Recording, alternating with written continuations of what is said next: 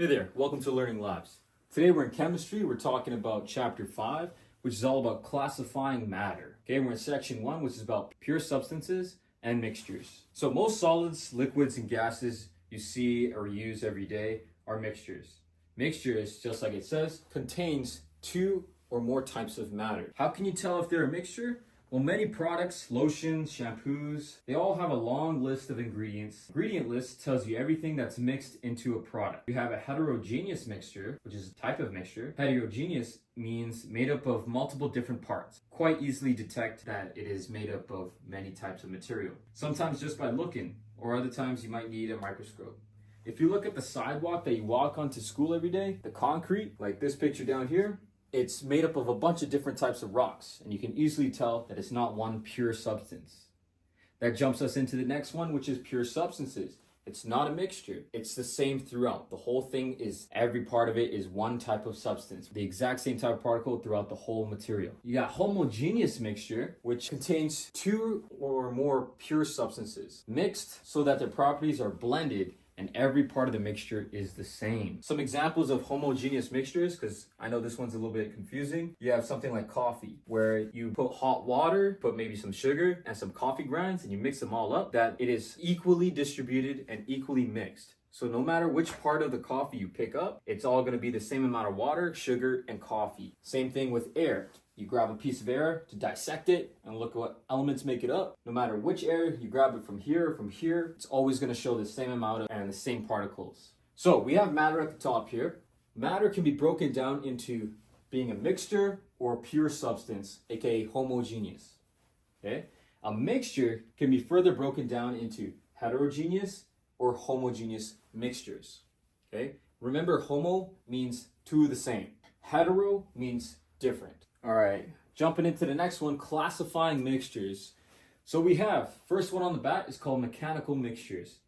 These mixtures are clearly heterogeneous. You can clearly see the different types of matter, like food, pizza, salads, and sandwiches, where you can see the different parts that make up that mixture. Moving on, you have suspensions and emulsion. Suspensions is a heterogeneous mixture which the particles settle slowly after mixing. So if you can think about if you put salt in cold water or sugar, and then you mix it all up, and then the sugar is evenly spread out, but it slowly all comes down to the bottom and sinks all the way to the bottom, like this picture shows.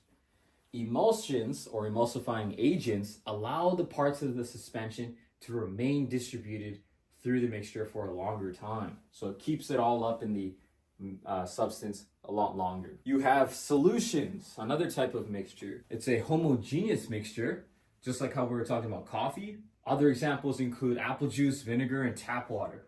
So tap water is not just H2O, it's mixed in with a bunch of other metals and other substances in there. A solution is made when two or more substances combine to form a mixture that looks the same throughout, even under a microscope. Alloys is a solution but made of metals. Okay, so you can think about when you have like a gold ring. Usually people don't have pure gold rings. They have gold rings that are mixed in with maybe aluminum or zinc just to make it a little bit stronger, because gold on its own is very malleable. Take a look at this diagram I have on the bottom right here, where this shows exactly what a solution is. So you have a solute and then you have a solvent.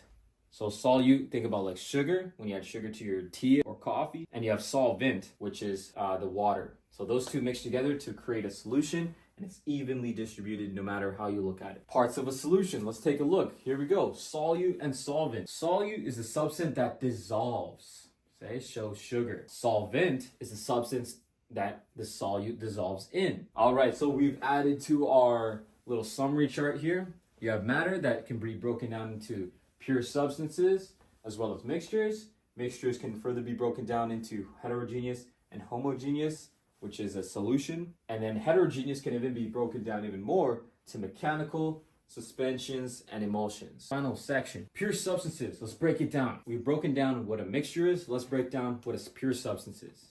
So it has its own type of particle.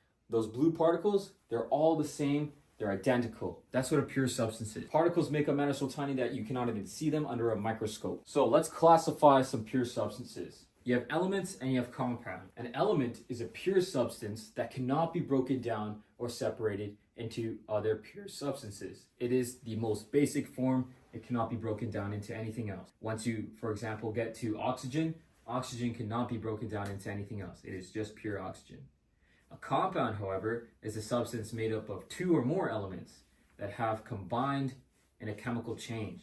So an example would be H2O, or hydrogen and oxygen. Those are two elements that come together to compound.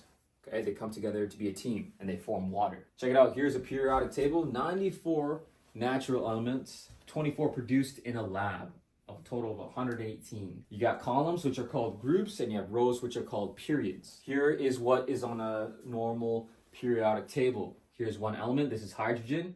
It has an atomic number and it has its symbol, capital H. And then you have its state of matter at room temperature. So this is a G for gas. Going beyond the particle model of matter, you have Dalton's atomic theory. Now, this is another way to describe an element. It has four parts. Firstly, all matter is made up of small particles called atoms.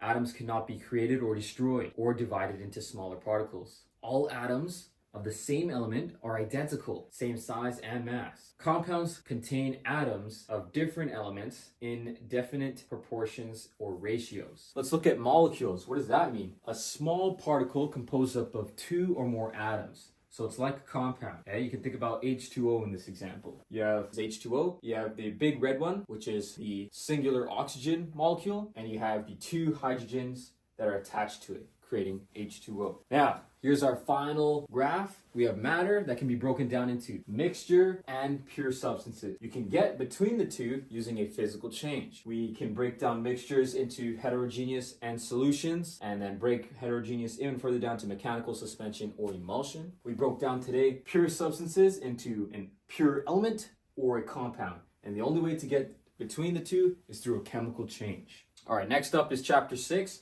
which we're going to talk about solutions.